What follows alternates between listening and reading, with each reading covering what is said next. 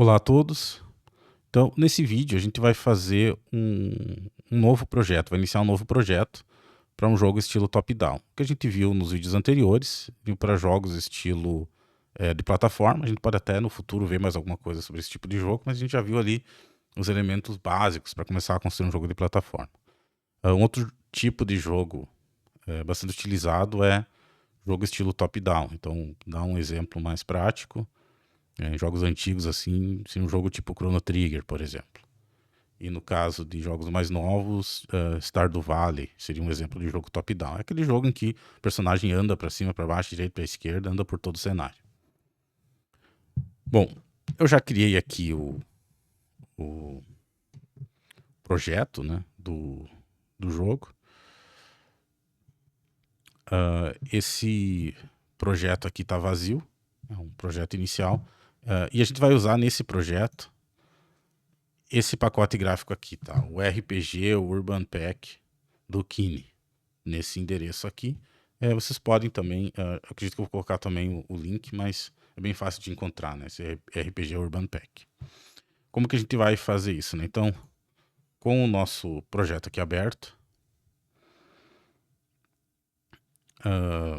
aqui eu tenho o Kine RPG Urban Pack aqui já descompactado, tá? Então fiz o download, descompactei, tem esses arquivos aqui. O que a gente vai usar no nosso projeto? O Tilemap e o Tiles. Como que a gente vai adicionar no nosso projeto? A gente vai arrastar eles para essa área aqui, de baixo aqui. Largar aqui, ele vai fazer a importação e a gente vai ter aqui Tilemap e Tiles, que é o que a gente vai precisar. Bom, continuando agora o projeto, eu vou começar criando um Node 2D, que eu vou chamar de jogo. Como filho desse jogo, eu vou criar um outro Node 2D, que vai ser eu vou chamar de mapa, onde eu vou ter os elementos do mapa. Aqui eu vou ter dois tilemaps. Um tilemap para a parte do fundo, que seria o chão, e um outro tilemap, uma segunda camada, um outro tilemap layer para coisas como árvore, objetos, construções, tudo que está sobre o chão. Então, como filho de mapa, eu vou adicionar aqui um tilemap layer, tem que lembrar isso, né? É o layer que a gente vai utilizar, que eu vou chamar aqui de camada 1.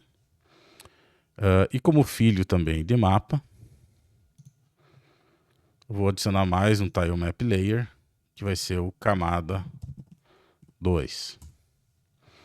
Bom, aqui no camada 1, a gente vai carregar o tileset. Então aqui em tileset, eu vou criar um tileset novo, new tileset, vou clicar nele.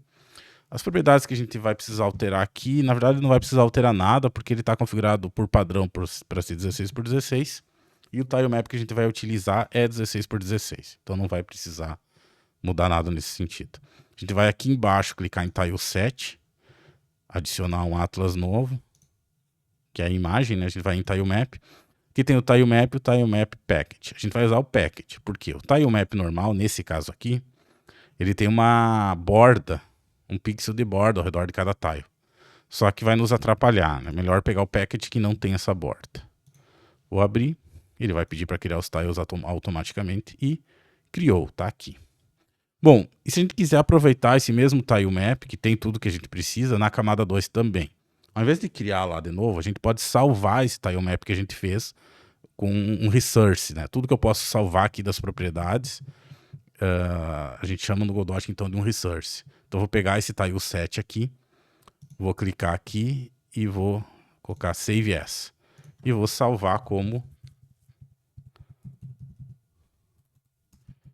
tileset.trs.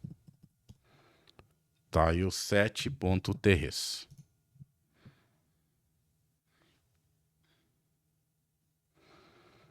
E aqui que eu vou fazer? Aqui em camada 2, eu vou vir em tileset, vou dar um load e vou carregar. Pronto, já tenho o mesmo tileset para os dois. Aqui na camada 1, eu cliquei aqui na camada 1 e vou dar um pouquinho de zoom aqui. E vou criar aqui uns tiles básicos aqui de chão, pegar esse cinza mesmo aqui. Então vou criar uma área aqui.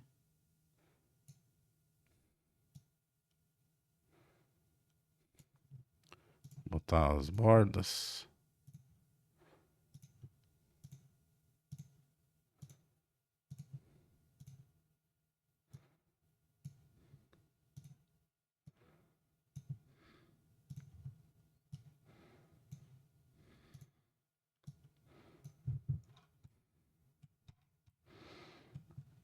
E aqui na camada 2, eu vou adicionar alguns elementos sobre a camada 1. Então eu vou pegar essa arvorezinha avermelhada aqui, vou colocar umas 4 dessas assim. Eu vou pegar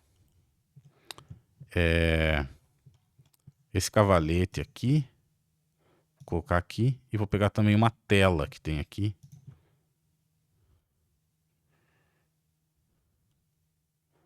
E vou colocar aqui. Pronto, tá assim.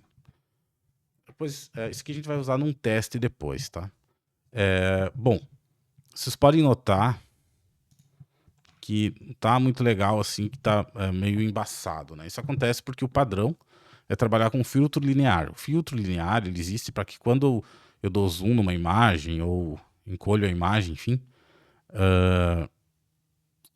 não dê muito ruído, fique melhor, né? Então é um filtro para melhorar isso. Só que quando a gente trabalha com pixel art, deixa o pixel art embaçado, que a maioria dos desenvolvedores não gosta muito, os jogadores não gostam muito, preferem o pixel mais visível ali, mais certinho. Embora os jogos antigos, quando rodavam em TV de tubo, não era exatamente assim o pixel, mas tudo bem. Um display normal fica melhor enxergando o mesmo pixel. Para arrumar isso, a gente vai em Project Settings, aqui em Rendering, Textures, aqui Default filtro padrão, né? Vamos mudar de linear para Nearest. E o Nearest é sem filtro, tá? Ele pega o pixel mais próximo. E aqui já ficou mais nítido aqui os pixels, né? Beleza, então a gente tem a nossa parte inicial aqui, vou salvar.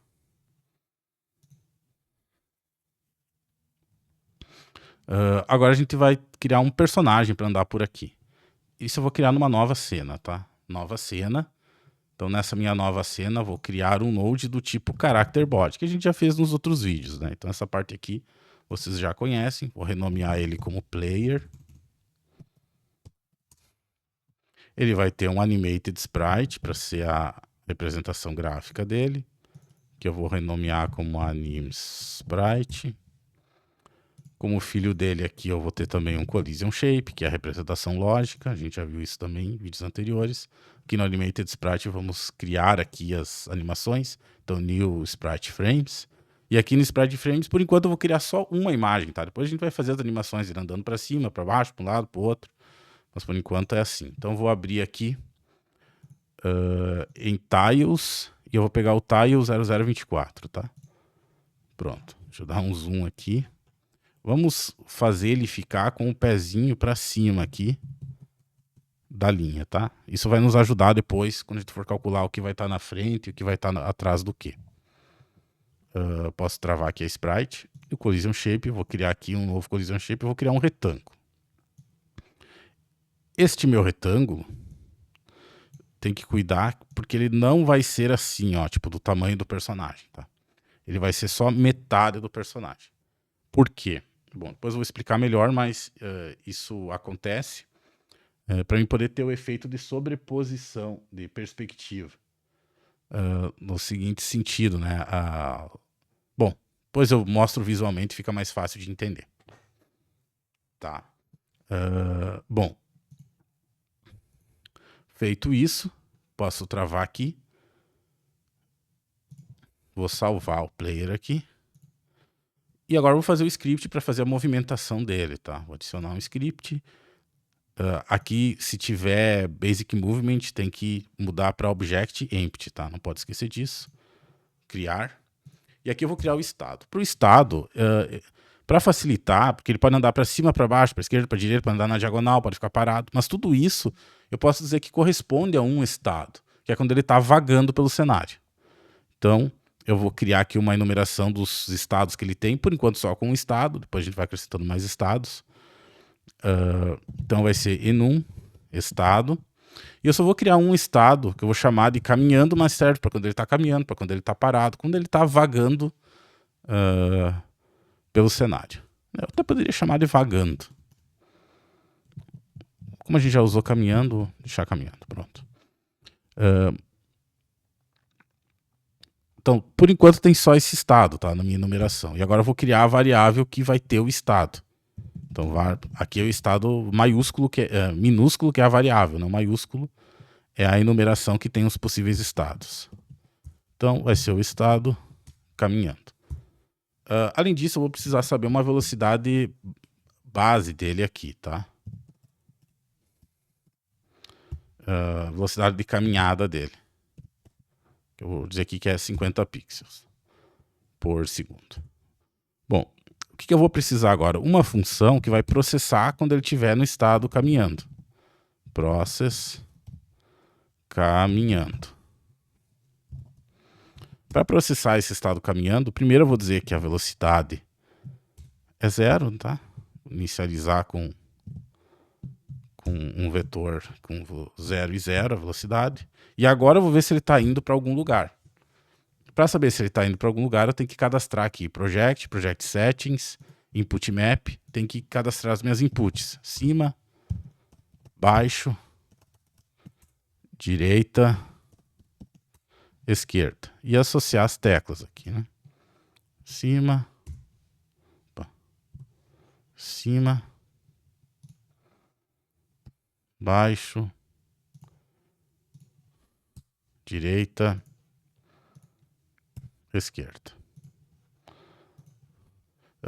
Agora, o que eu vou ter que verificar, na verdade, é para qual direção ele está indo.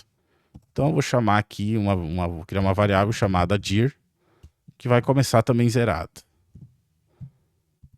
Vector 2, 0, 0. É um vetor, a direção, coordenada 0, 0, para que lado ele está indo. E agora, conforme que ele estiver pressionando, eu vou dizer para que direção ele está indo. Então, if input.isActionPressed cima, eu vou atualizar minha direção. dir.y vai ser igual a -1, porque ir para cima significa diminuir -1 do y. E a mesma coisa eu vou fazer agora para as outras 4 direções. Tá? Cima, aqui para baixo. E aí, se ele estiver pressionando para baixo, aqui o y é 1. Se ele estiver indo para direita, é o x que vai alterar para 1. E se ele estiver indo para esquerda, o x vai alterar para -1. Bom, quem quer trabalhar na área de desenvolvimento de jogos precisa ter uma noção bem boa, tá? De álgebra linear e geometria analítica, que é algo que se aprende nas faculdades de engenharia, computação, etc. Mas dá para aprender também sozinho pela internet, mas é fundamental entender bem como trabalhar com vetores. O que vai acontecer com esse vetor de direção? Tá? Vou dar uma explicaçãozinha aqui. O que acontece é o seguinte, se ele estiver pressionando para cima, o vetor vai estar apontando assim, que corresponde a um vetor 0, -1. Lembrando que em 2D, no Godot, -1 é para cima no y e +1 é para baixo no y. Se ele estiver pressionando então para baixo, vai estar assim. Isso vai ser o vetor 0, 1. Se ele estiver indo para a direita, vai estar assim o vetor. Esse aqui é o vetor 1, 0. x1, y0, tá? Então o primeiro é o x e o segundo é o y. E se ele estiver indo para a esquerda,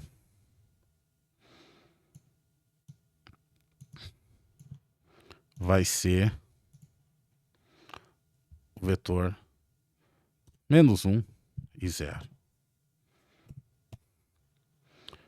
Certo? Mas e a diagonal? Como eles são ifs separados, ele pode cair nos dois ifs. Vamos supor que ele está indo nessa diagonal aqui. Ele pode estar indo para cima e para a direita.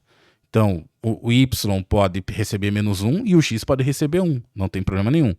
Então, o que vai acontecer aqui? tá? Eu vou só dar um pontilhadinho aqui, para mim ter noção aqui onde que vai esse vetor. Tá? Então, se ele estiver indo para os dois lados, ele vai estar indo para cá, com esse vetor aqui, tá? E esse vetor aqui nada mais vai ser que 1 menos 1. Porque é as duas coisas, né? É para cima e é para direita. O que acontece? A gente pega a direção depois e vai multiplicar pela velocidade. Se ele está indo a 50 pixels por segundo, ele vai pegar esse menos 1, multiplicar por 50, vai ir menos 50 para cima.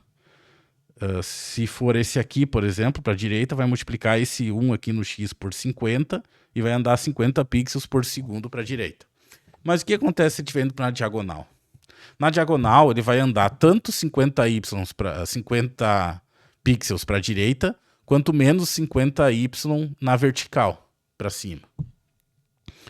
50 menos 50, quando multiplicar pela velocidade que é 50. Só que essa velocidade aqui é maior do que as outras velocidades. Por quê? Porque, vejam, olha o tamanho desse vetor aqui.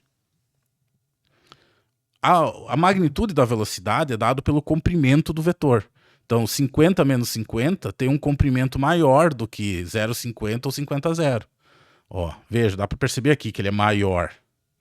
Na verdade, se eu quisesse manter a velocidade constante, independente se ele está andando na diagonal ou reto para a direita ou para a esquerda, eu teria que imaginar isso aqui não como esse quadrado aqui, mas como um círculo, tá? Algo mais nesse sentido assim, ó.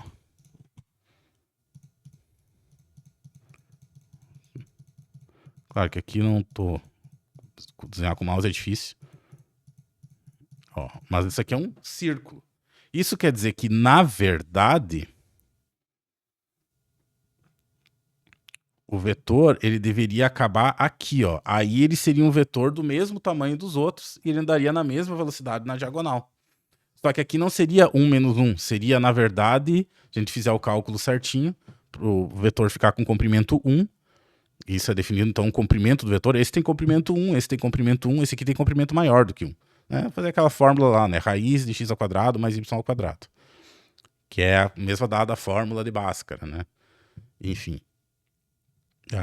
Aquela raiz que tem lá dentro.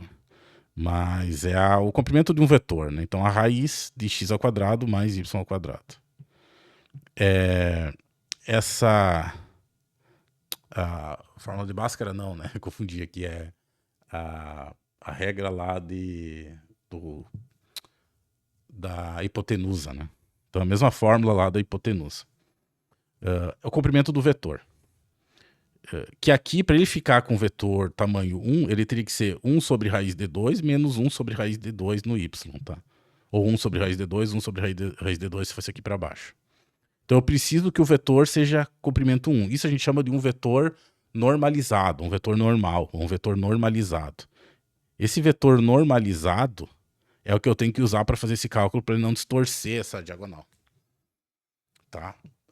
Bom, relembrado isso da parte de geometria, só para vocês entenderem como é importante essa parte de álgebra vetorial, tudo mais para jogos.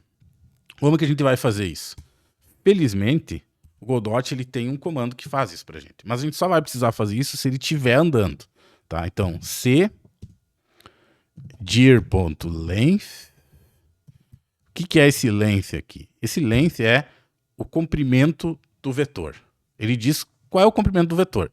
Se ele for maior do que 0, quer dizer que ele está indo para algum lugar. Porque se a direção for 0, 0, quer dizer que nenhuma tecla aqui estava pressionada. Então, se o comprimento do vetor de direção é maior do que 0, vamos calcular aqui o movimento, a velocidade. Mas a primeira coisa que eu tenho que fazer é normalizar esse vetor para fazer esse cálculo. Mas eu vou fazer o seguinte, ó. Se eu fizesse assim, ó, velocity é igual a direção vezes vel base. Tá? O que eu estou dizendo? Que a minha velocidade do meu personagem é igual à direção, ou seja, para que lado ele está indo, multiplicado pela velocidade que ele está indo naquela direção. No entanto, se ele estiver indo na diagonal, essa direção aqui não está normalizada. Aí vai dar um número maior, uma velocidade maior. O que eu faço? Eu normalizo essa direção. Então é só fazer dir. normalized. Pronto. Não tem que fazer aquela conta, né? O Godot já faz essa conta pra gente. Então, velocidade igual a dir.normalized vezes vel base. Então, com isso, eu calculei a velocidade aqui da movimentação. E eu vou, então, agora fazer o move and slide, né? Para ele fazer a movimentação. Então, isso é o process caminhando, ou seja, quando ele está caminhando. Bom, voltando aqui para o nosso código, a gente vai ter que criar a função, aquela padrão, né? Que é sublinhado physics process delta, tá? Sublinhado physics process delta, que é aquele que ele processa a cada frame. Onde eu vou fazer aquela verificação dos estados, como a gente já fez no jogo anterior, tá? If estado igual a estado ponto caminhando, que é a nossa máquina de estado, lembram que a gente já viu? Process caminhando. Então, se ele estiver no estado caminhando, ele processa o caminhando. Pronto, já temos a movimentação básica aqui do personagem. Vamos executar, então, o jogo e ver o que vai acontecer. Ah, tá. A gente tem que botar o personagem no jogo. Como que a gente vai colocar o personagem no jogo? Um ponto muito importante, tá? O personagem tem que ser filho da camada 2, onde estão os objetos. Porque ele também vai estar sobre o solo. Por que ele tem que ser filho da camada 2? Isso pode até prejudicar um pouquinho a organização que a gente queira fazer do jogo. Talvez a gente não quisesse colocar o personagem dentro do mapa. Mas aqui precisa. Porque a gente vai fazer um cálculo depois de o que está na frente e o que está atrás no cenário. Isso só funciona se ele for filho da camada 2, onde estão os objetos sobre o chão. Então, como filho da camada 2, vou clicar na correntinha e vou adicionar um player. Que, na verdade, ele está aqui em cima, né? Vamos arrastar ele e colocar ele aqui dentro do cenário. Tá. E como filho do player, eu vou adicionar aqui no mais uma câmera 2D. Que vai acompanhar o player. Vamos executar e ver o que vai acontecer. Selecionar a cena corrente, etc. Ótimo. Mas o que aconteceu? Tá super pequenininho. Ele tem aqui a movimentação, já se movimenta. Mas tá super pequeno. Primeiro vamos ajustar isso, tá? Mesmo se eu aumentar aqui a tela, não vai adiantar, tá? Vai ser pequenininho aqui. Mesmo se eu selecionar aqui, ó, para ele preencher toda a tela, vai continuar pequeno. O que eu tenho que fazer, tá? Existem mais de uma forma de eu configurar um jogo de pixel art para que os pixels fiquem maiores, tá? Eu vou mostrar aqui uma delas. Eu vou em Project Settings, General e Window. Aqui, Display Window. Primeiro, eu vou ter que definir o tamanho, a resolução do meu jogo. Eu posso fazer um jogo em resolução maior e aí fazer as sprites maiores, por exemplo. Tem várias formas de fazer isso. Uma forma de fazer é fazer ele em resolução realmente menor. Os jogos antigos, eles funcionavam lá em 300 e alguma coisa por 240, mais ou menos, tá? Uma dica o ideal é que a resolução do jogo seja um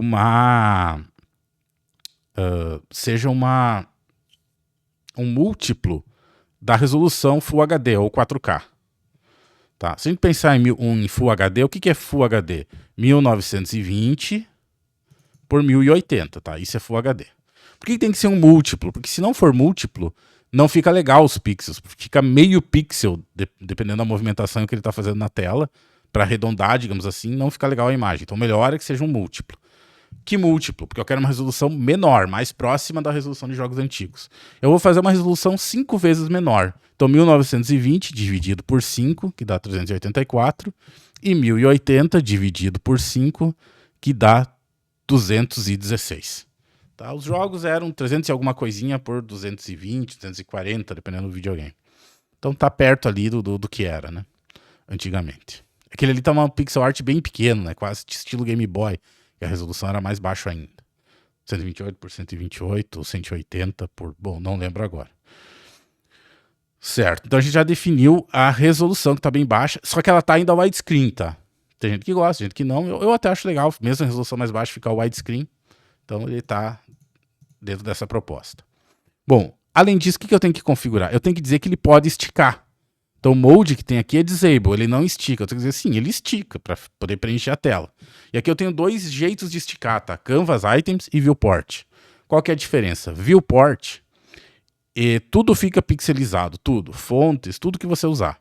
Se eu botar Canvas Items, as coisas que são pixel art vão ficar pixelizados, mas outras coisas que o jogo calcula, como alguns efeitos, a questão das fontes do texto, vão ficar com resolução boa. Então depende do estilo que você quer para o jogo, né? Se você quer imitar mais um jogo antigo mesmo, ou não, ou se pegar, por exemplo, um jogo tipo Celeste, ele trabalha mais nesse estilo aqui. Não é feito em Godot, tá? Mas ele trabalha no estilo semelhante a esse Canvas Items aqui. Por quê? Porque os personagens ali são pixel art esticado, mas a fonte, outras coisas, fica com resolução melhor para ficar mais fácil de ler. Então isso depende do estilo que você quiser para o jogo.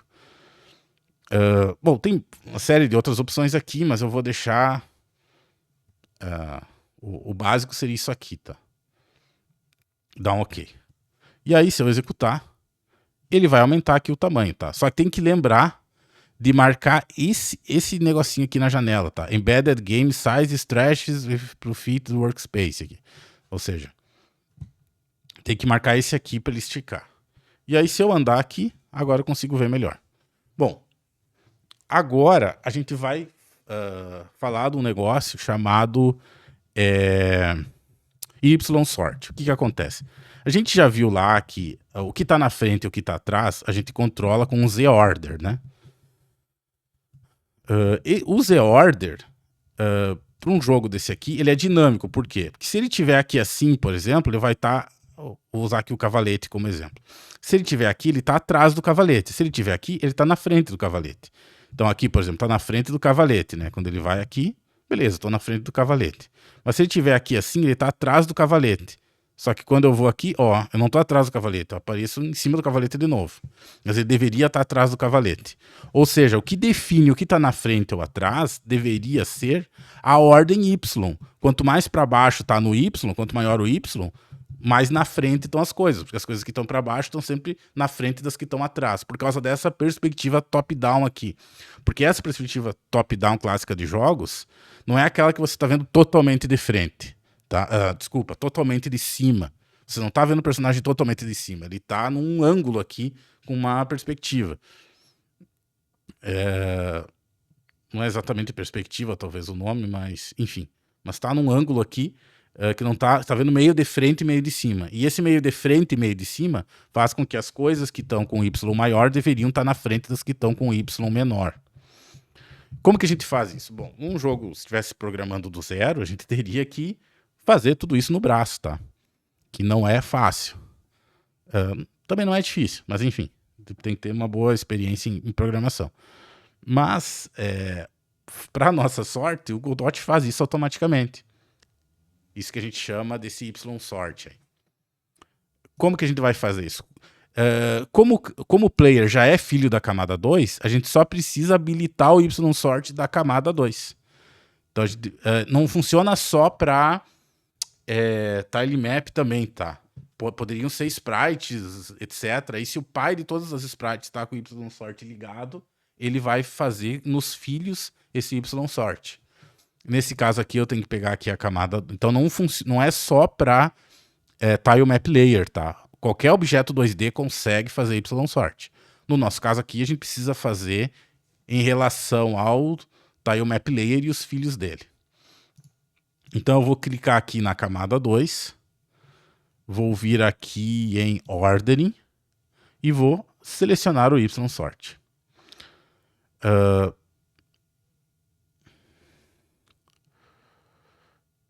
Mais um detalhe, tá?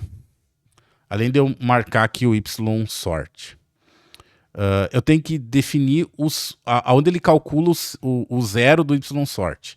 A configuração padrão, o zero corresponde ao centro do tile. Só que eu tenho que pensar, o ponto dele calcular o YSort é sempre a base, o pé das coisas. No caso do nosso personagem, é o pé dele que está lá no zero. Isso a gente já fez quando criou o player. Ó. A gente já criou ele com um pezinho no zero. Beleza. Só que a árvore não está com o pé no zero, porque o zero é o centro aqui do tile. Ela está com o pé no -8, -7 aqui. Seria o -7, na verdade, aqui. Então, o que eu tenho que alterar, além de habilitar o YSort, neste caso aqui, para funcionar legal, tá? Eu tenho que vir em Rendering. Isso, eu sempre demoro para achar, hoje eu achei de primeira. Aqui no Rendering da camada 2, tem YSort Origin, a origem do YSort. A gente vai botar -7, que seria esse pixel aqui. Com isso agora está configurado. Vamos ver se vai funcionar. Ó, então eu estou andando aqui, vamos ver se ele vai por trás das árvores. Não, não deu certo.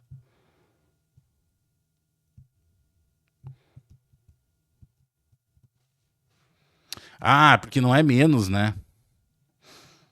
Porque para baixo é positivo aqui. Esse pixel aqui não é o -7, é o +7. Porque em 2D o 0 é para cima. No Y, né? Então não é -7, é 7. Vamos executar de novo. Então, ele deveria ir atrás da árvore, né? Pronto, ó, tá atrás da árvore. E se ele vier aqui, ele vai na frente da árvore. Ó. Então ele tá indo. Aqui ele tá atravessando as árvores. Depois a gente ajeita isso. Aqui ele atravessou a árvore.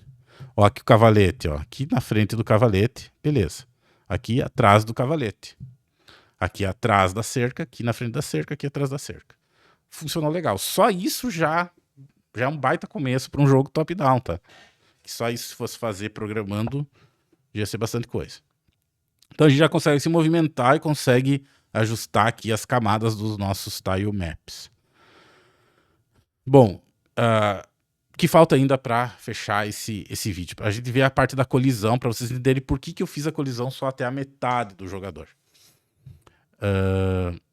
Vamos fazer as colisões no tile map, tá? Então, selecionando aqui, vamos selecionar o tile 7. Selecionando o tile 7, eu tenho que clicar aqui, se ele não tiver clicado, né? Tile 7. E aqui eu vou precisar de uma camada de física, tá? Então, eu vou selecionar aqui a camada 2. E aqui em Physics Layers, ó, do tile 7, ó, selecionando o tile 7, Physics Layers, vamos acrescentar um layer de física, tá? Que vai estar na Collision Layer 1, que é a Collision Layer padrão, enfim, né? Para a movimentação que a gente está usando. Beleza. Agora que a gente já tem isso,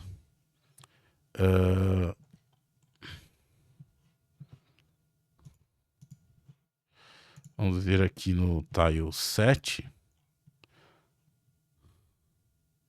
O que a gente vai fazer? A gente vai em Paint.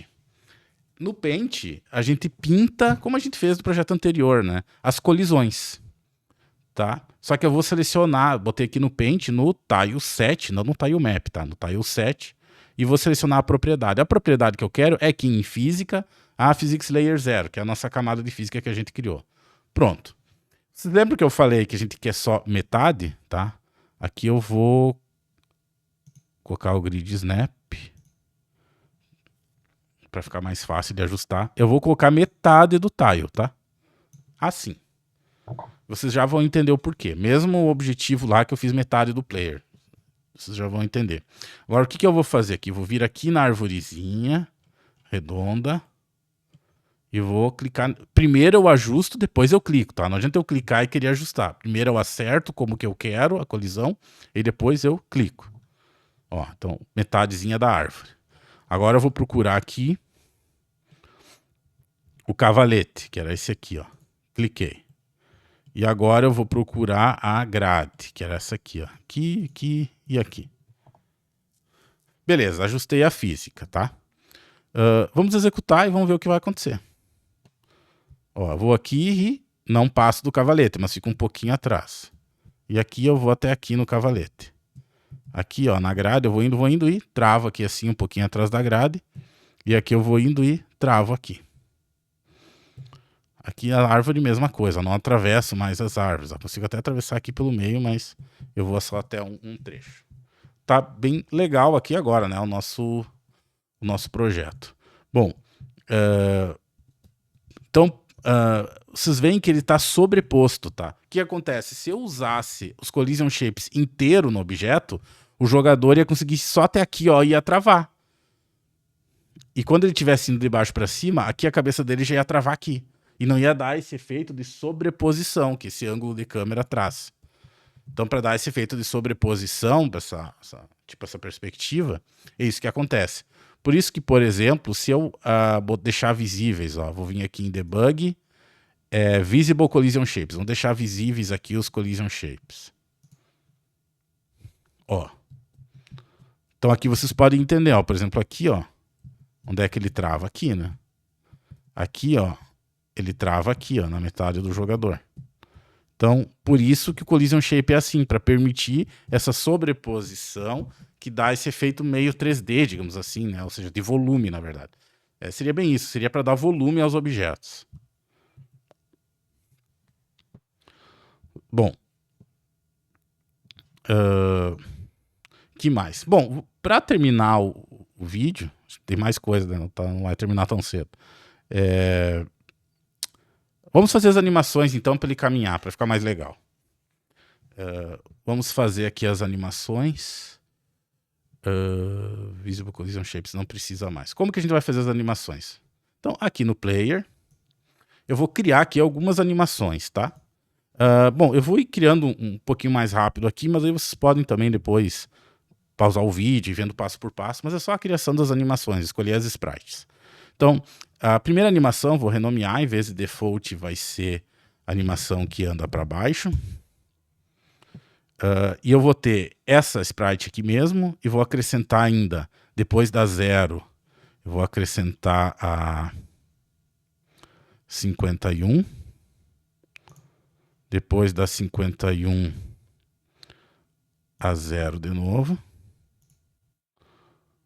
E depois da 0,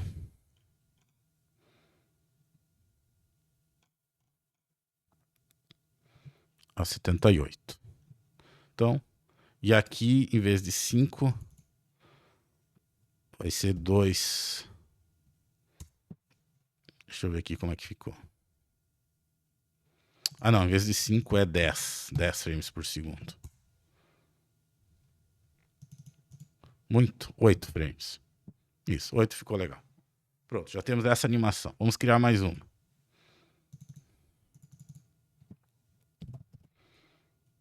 Cima.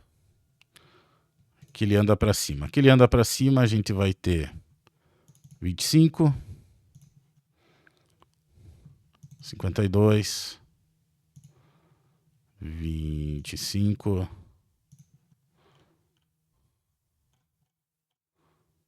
79, 8 frames por segundo. Temos aqui a animação.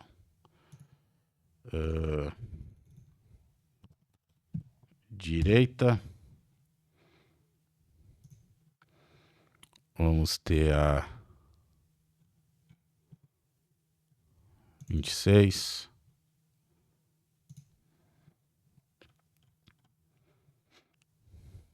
53.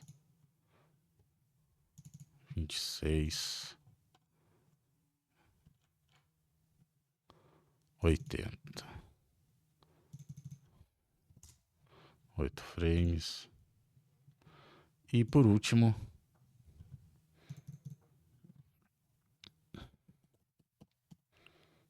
esquerda. E vamos colocar aqui 23.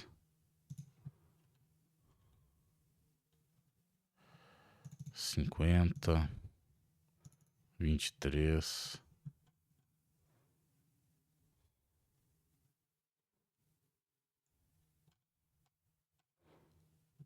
77. 8 frames.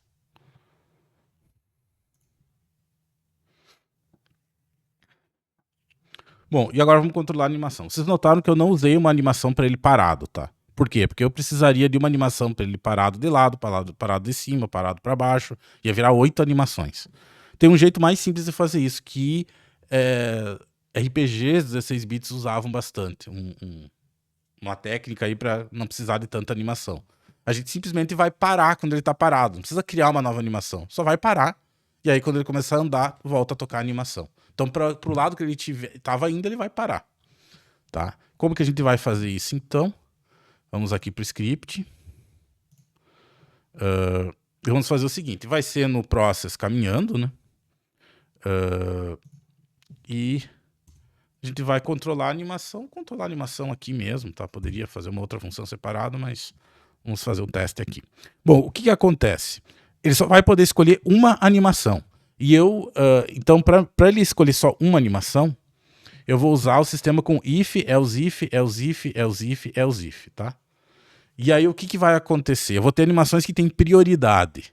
A primeira que ele cair, ele não vai mais analisar as outras no elif, né? Que é já vou explicar melhor. E quais as que têm prioridade? Se ele está indo na diagonal, eu vou dar prioridade para as animações de lateral, direita e esquerda, porque eu acho que é mais legal, tá? Então o que eu vou fazer? Eu vou começar com as animações que têm maior prioridade. Então, if dir.x maior que 0, quer dizer que ele está indo para a direita, né? Então,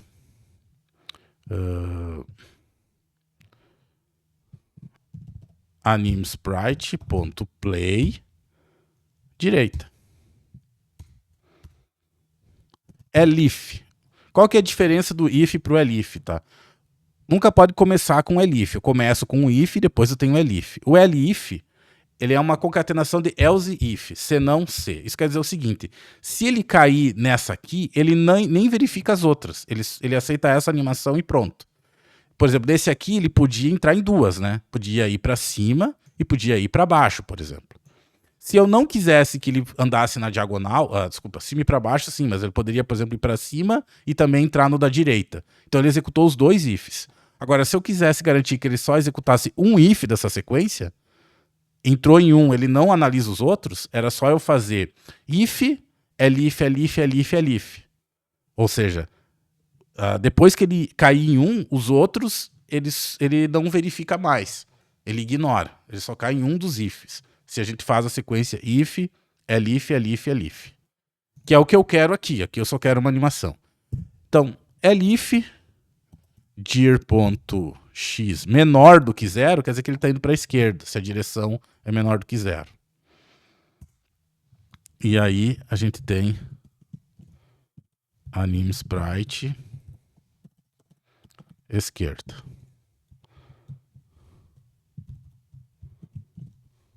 E aí eu vou ter, se o y for maior do que 0, eu vou mostrar ele andando para baixo. E se o y for menor do que 0, eu vou mostrar ele andando para cima. E se nenhuma dessas for verdadeira, quer dizer que ele está parado. Se ele não está indo para a direita, não está indo para a esquerda, não está indo para cima, não está indo para baixo, quer dizer que ele está parado.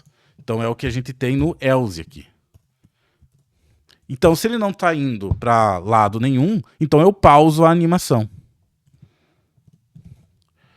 Animesprite.pause. Certo? Então essa sequência aqui, if, elif, elif, elif, else, se ele cair em qualquer um desses ifs, ele não verifica os outros, nem o else. E se ele não cair em nenhum if desse, ele executa o que tiver no else. Então, aqui, então, conforme a direção, eu vou tocar a animação, e se ele não está indo para direção nenhuma, eu pauso a animação que ele estiver fazendo. Vamos executar e ver como é que fica. Ó, tá parado aqui, né? Ó.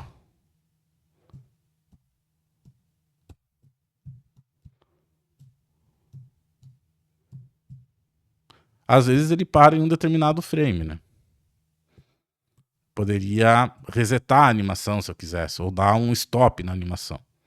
Aí depende do que eu quisesse fazer. Mas eu acho que fica legal assim mesmo, tá? Então aqui a gente já tem um personagem aqui. E a questão da... quando eu tô andando na diagonal, ele mostra a animação de lado, que eu acho melhor. Que é a questão da prioridade, que é os primeiros ifs têm mais prioridade que os anteriores. Nessa sequência, if, elif, elif, elif, else. E aqui a gente consegue andar pelo cenário. Bom, a gente já fez bastante coisa nesse vídeo. E então no próximo a gente vai... já viu bastante coisa em relação a um jogo top-down, né? Como a gente faz. E aí então a partir do... No próximo vídeo a gente vai ver a questão da quest, começar a fazer a ideia da quest. Então, muito obrigado pela atenção.